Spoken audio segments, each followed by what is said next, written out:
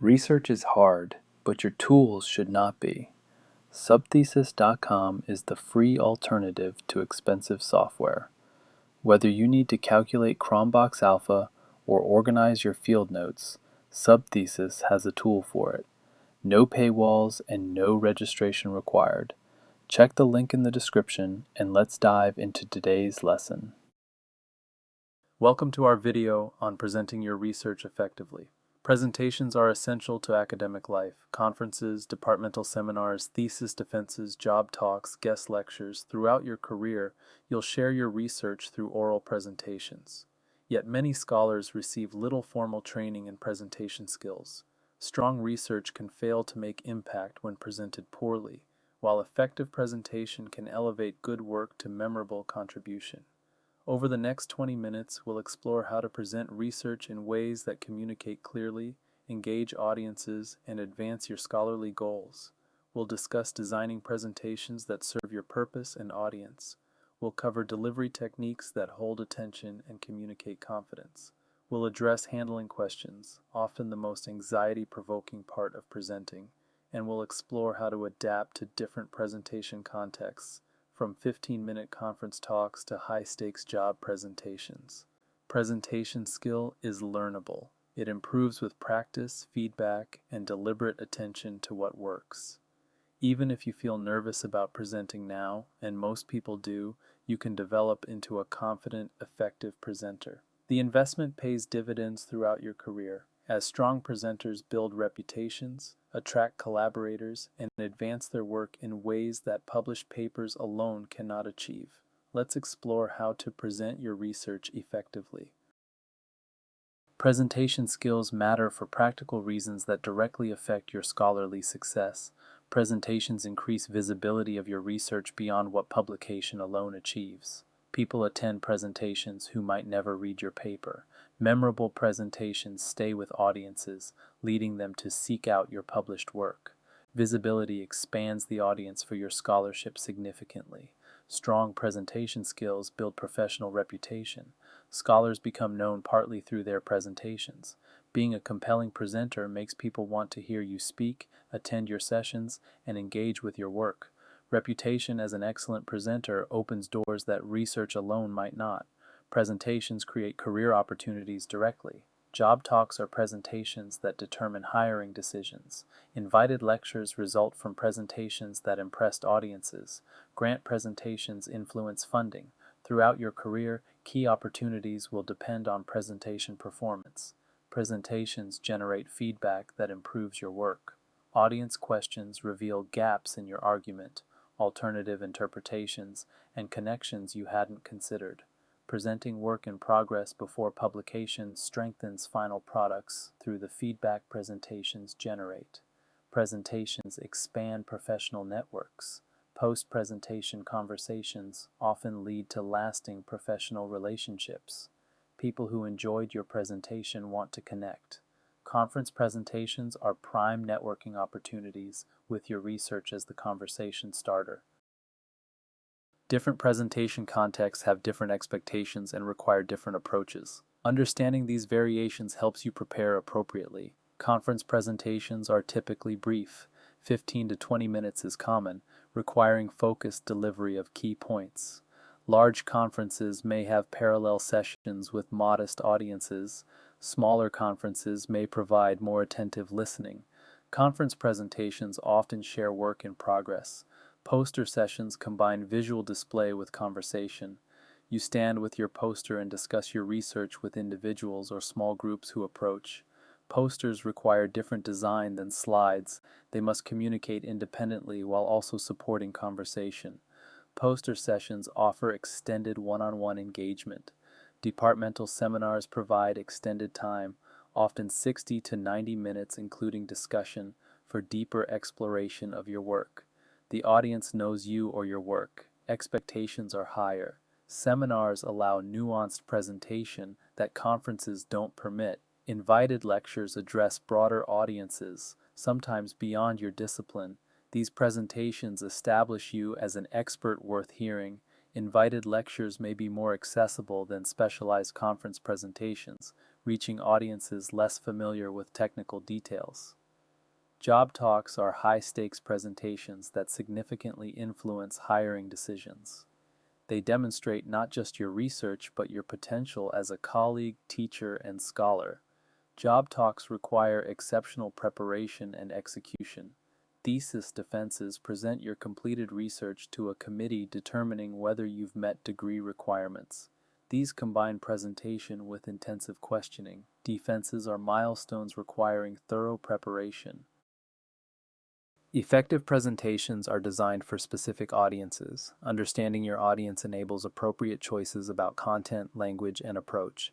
Assess expertise level and adjust depth accordingly. Specialists can handle technical detail. General audiences need more context and less jargon. Presenting advanced methods to methodologists differs from explaining methods to substantive experts who aren't methodologists. Match complexity to audience capability. Consider disciplinary backgrounds. Audiences from your discipline share assumptions and vocabulary. Interdisciplinary audiences require more explanation of concepts that insiders take for granted. Cross-disciplinary presentation requires conscious attention to making implicit knowledge explicit. Adapt to audience size and format. Large auditoriums encourage different presentation styles than small seminar rooms. Interactive elements that work with 20 people may not scale to 200. Consider how size and setting affect what's possible and appropriate. Understand what audiences hope to gain from your presentation. Conference attendees may want to learn about new developments in the field. Seminar audiences may want to engage critically with your work. Job talk audiences want to assess whether they should hire you. Tailor your presentation to what audiences are seeking. Know the context and purpose of the presentation. Why are you presenting? What outcome do you want? What does this presentation need to accomplish? Clarity about purpose guides all presentation decisions. Clear structure helps audiences follow your presentation and retain your key points. Without structure, even excellent content fails to land effectively. Strong openings capture attention and orient audiences. Start with something engaging, a compelling question, surprising finding, or relevant example. Then preview what's coming. Audiences who know your presentation structure can follow it more easily. Clear body sections present your content in organized chunks. Each section should have a distinct focus and contribute to your overall argument. 3 to 4 main sections is typical for most presentations. Avoid information overload. What you leave out matters as much as what you include. Powerful closings leave lasting impressions. Don't just stop, end deliberately. Summarize key points, emphasize significance, and give audiences something to remember. Final impressions often persist longest. Invest in your conclusion. Transitions guide audiences between sections. Signal when you're moving from one point to another. Now that we've seen the problem, let's look at the solution. Helps audiences follow your logic. Missing transitions leave audiences disoriented. Make your structure visible and signposted throughout. Audiences shouldn't have to guess where they are in your presentation. Periodic orientation, we've covered X, now let's turn to Y, keeps everyone on track. Slides should support your presentation, not substitute for it. Common slide mistakes undermine otherwise good presentations. Minimal text is essential. Slides packed with text invite audiences to read instead of listen. You can't read and listen simultaneously, one wins. Keep bullet points brief, ideally under 7 words each. The slides scaffold your speech, they don't contain it. Visuals communicate more effectively than text for many purposes.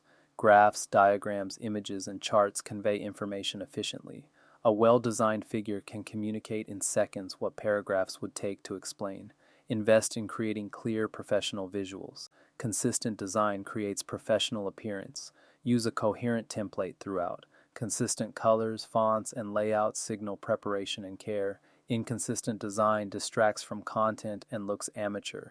Clear hierarchy guides audience attention. The most important element on each slide should be immediately obvious. Size, position, and color create visual hierarchy. If everything is emphasized, nothing is emphasized.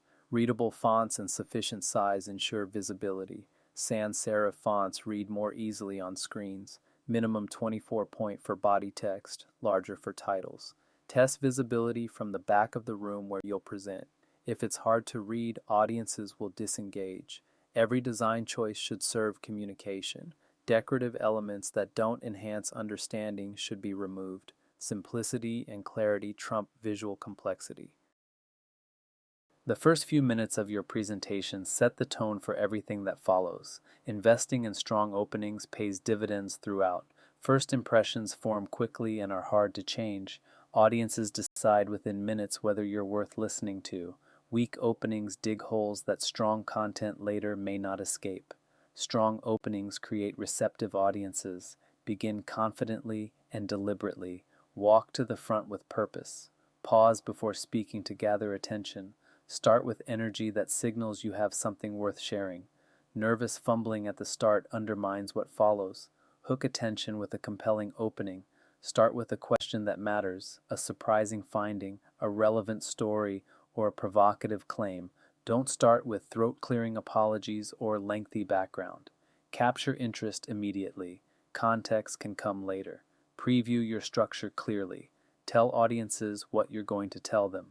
Today, I'll share 3 key findings from our Research Orients listeners. Knowing the destination helps audiences follow the journey. Establish your credibility naturally without excessive self-promotion. Audiences need to know you're qualified to speak on this topic, but listing every credential is tedious. A brief mention of relevant expertise suffices. Let your presentation demonstrate your competence. Connect with your audience early. Eye contact, inclusive language, and acknowledgement of shared interests create rapport. Audiences engage more when they feel connected to the speaker. How you deliver your presentation matters as much as what you say. Attention to delivery fundamentals significantly improves impact. Voice encompasses multiple elements. Speak loudly enough to be heard throughout the room. Vary your pace and pitch to maintain interest. Monotone delivery loses audiences. Moderate pace allows comprehension. Rushing signals nervousness and makes content hard to follow. Body language communicates confidence and engagement. Stand with open posture. Use purposeful gestures that complement your words. Move deliberately if appropriate for the space. Avoid distracting habits, fidgeting, pacing nervously, hiding behind the podium. Eye contact engages audiences and distributes attention. Look at actual people, not over their heads or at your notes. Spread eye contact around the room so everyone feels included. Sustained eye contact with individuals creates connection. Brief contact with many includes everyone. Energy and enthusiasm are contagious. If you seem excited about your research, audiences become more interested. But calibrate appropriately. Overwhelming energy can feel forced. Authentic enthusiasm appropriate to academic context engages without overdoing it. Timing and pacing affect comprehension and emphasis. Strategic pauses highlight important points and give audiences time to absorb. Rushing through everything diminishes everything. Slow down for key points. Move efficiently through less critical material. Presentation anxiety is common even among experienced speakers. Managing anxiety enables your preparation and expertise to shine through. Anxiety is normal and manageable. You don't need to eliminate it, just channel it. Some nervous energy actually improves performance by keeping you alert and engaged. The goal is functional anxiety that enhances rather than paralyzes. Thorough preparation reduces anxiety by reducing uncertainty. Know your material cold. Practice until you could present without slides. Rehearse transitions in difficult sections. Preparation-based confidence is more reliable than hoping anxiety won't show up. Physical techniques calm your nervous system. Slow, deep breaths before and during presenting activate relaxation responses.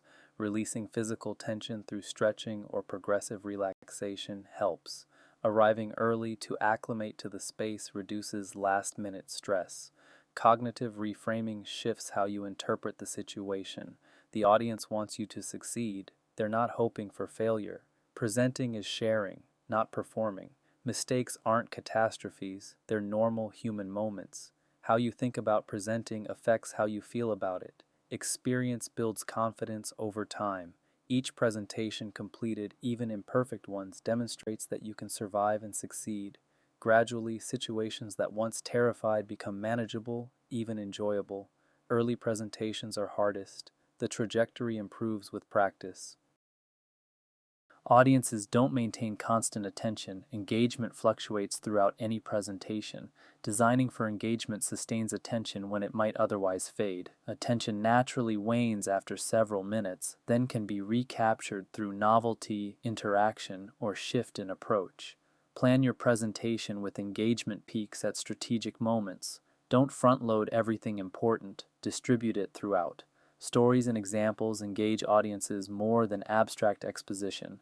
Illustrative examples make concepts concrete and memorable. Brief narratives create emotional connection. Even quantitative research benefits from examples that bring data to life. Questions, whether rhetorical or inviting actual response, create engagement.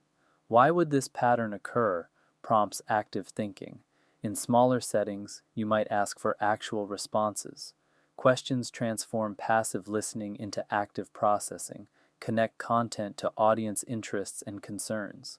Why should they care about your research? What implications matter to them?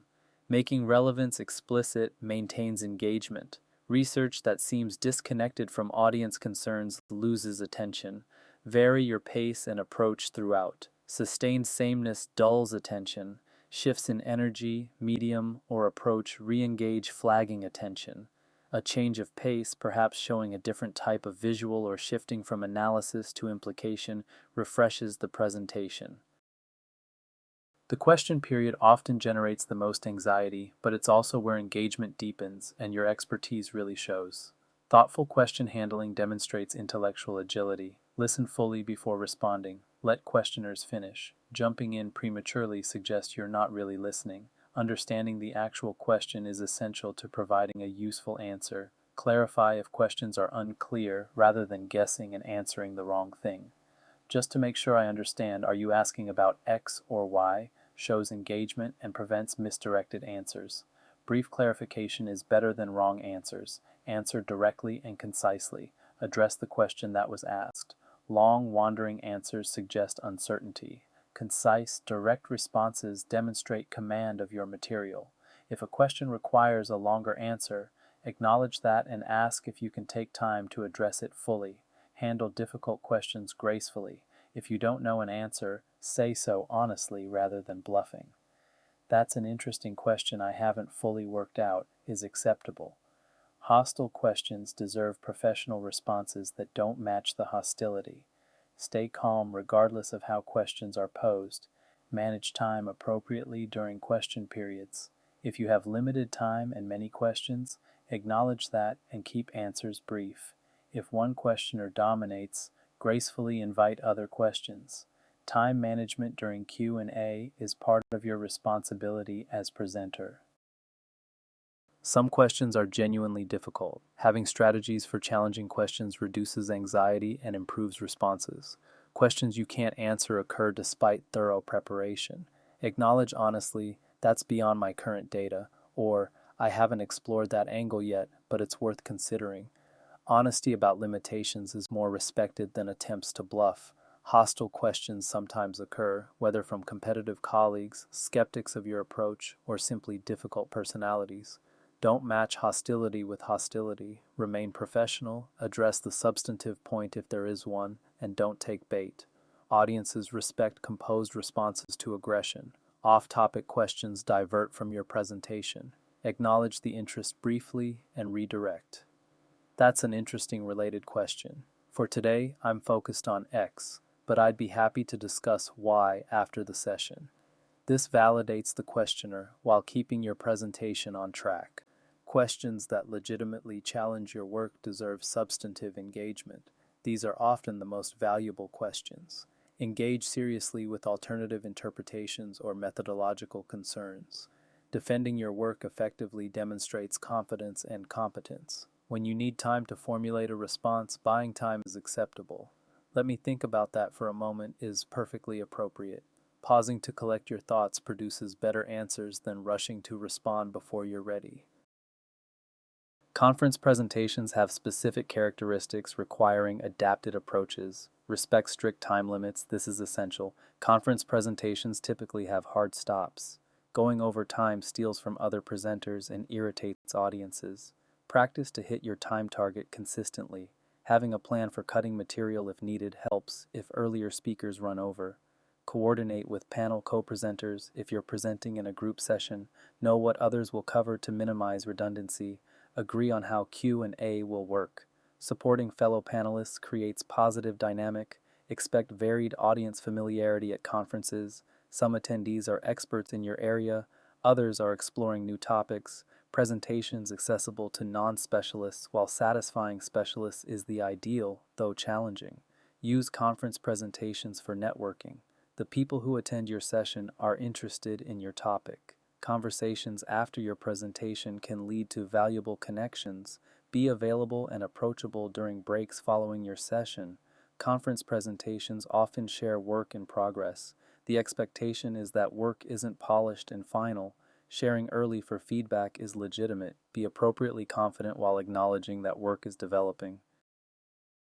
Job talks are among the highest stakes presentations in academic life. The extra preparation they require is entirely justified. Stakes are genuinely high. Job talks significantly influence hiring decisions. Every aspect matters. The research quality, your presentation of it, how you handle questions, and the impression you create as a potential colleague. This is not the time for casual preparation. Present your best, most complete work. Job talks should showcase research that demonstrates your capabilities as a scholar. Work in progress may be acceptable at conferences. Job talks benefit from polished, thoroughly developed presentations. This is your flagship research. Demonstrate intellectual depth and breadth. You should know your specific research deeply, but also engage thoughtfully with broader questions in your field. Questions may probe beyond your immediate work to assess your scholarly range. Show you're more than narrowly specialized. Show you'd be a valued colleague. Departments hire people they'll work alongside for years.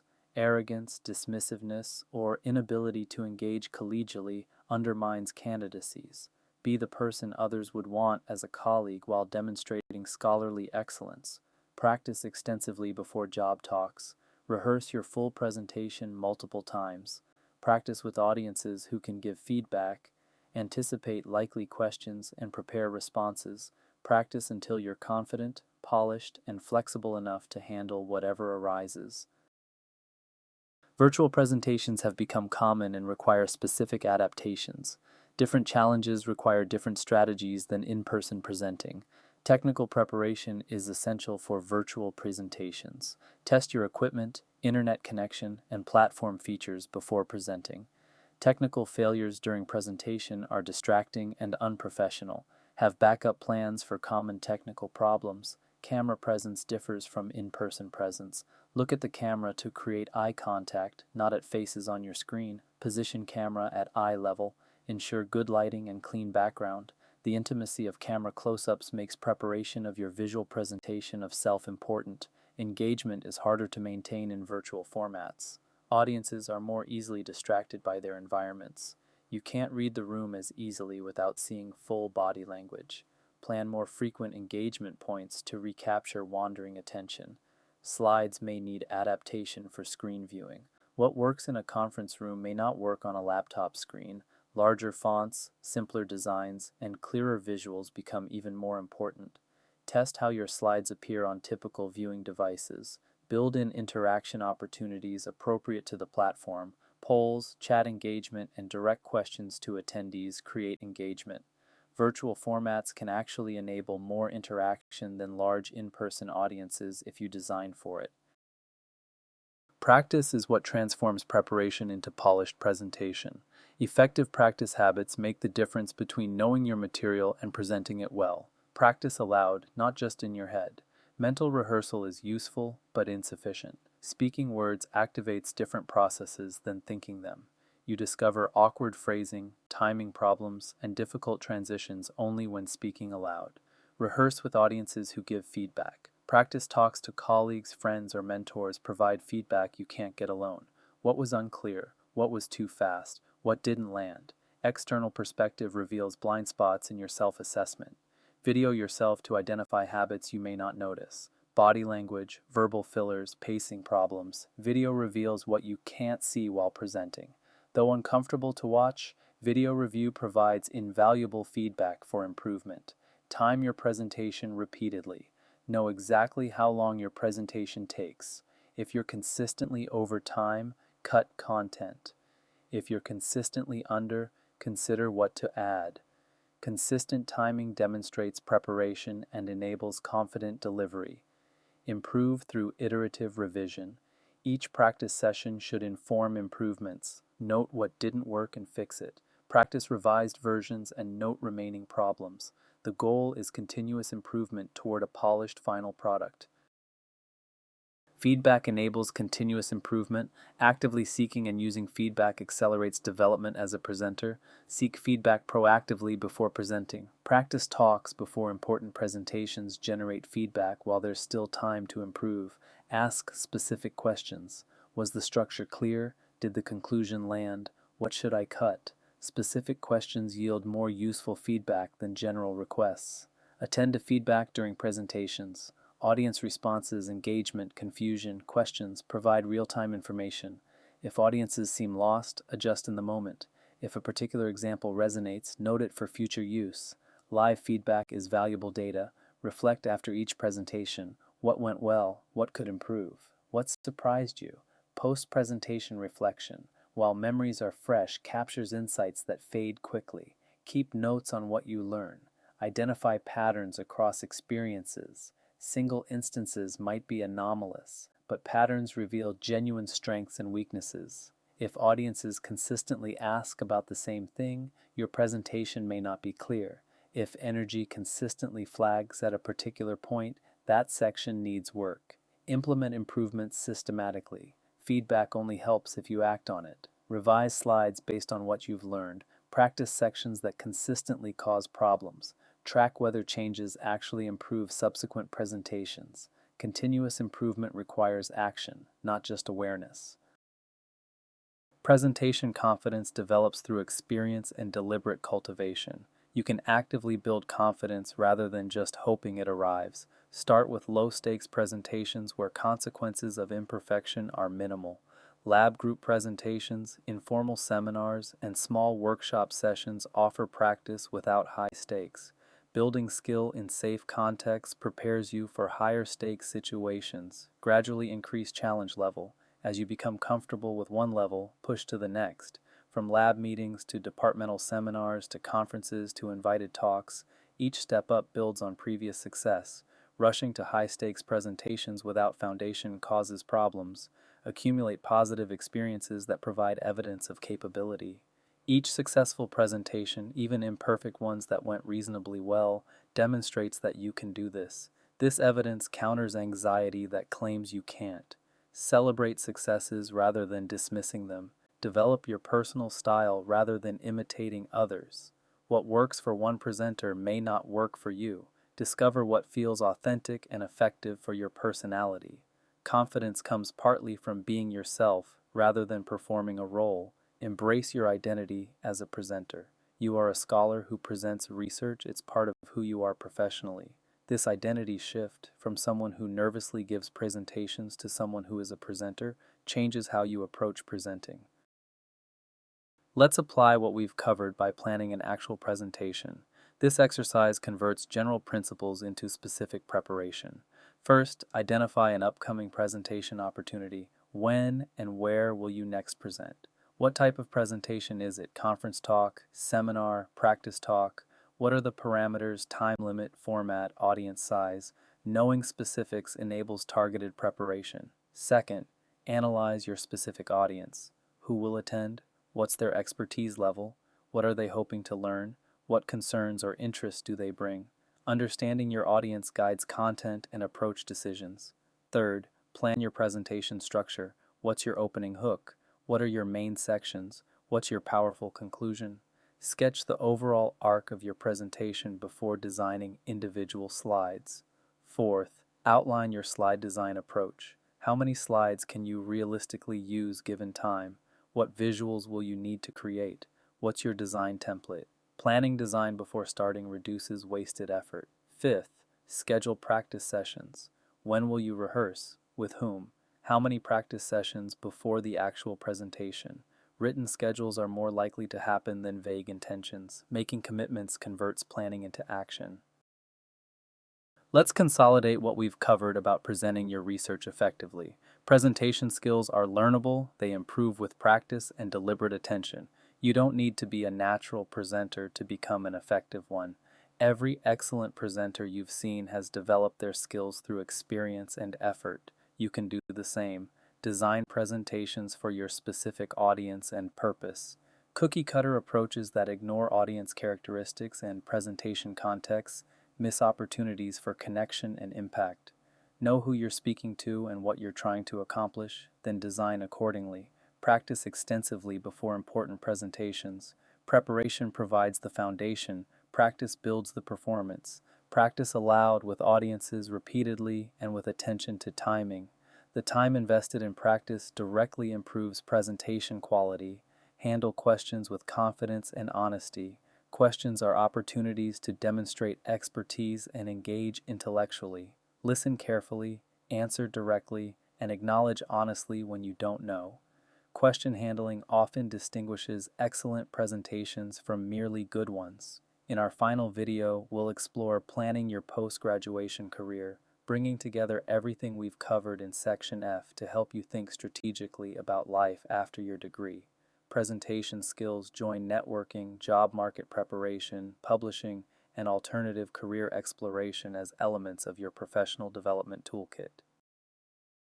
Writing the thesis is a marathon, not a sprint, but you do not have to run it alone.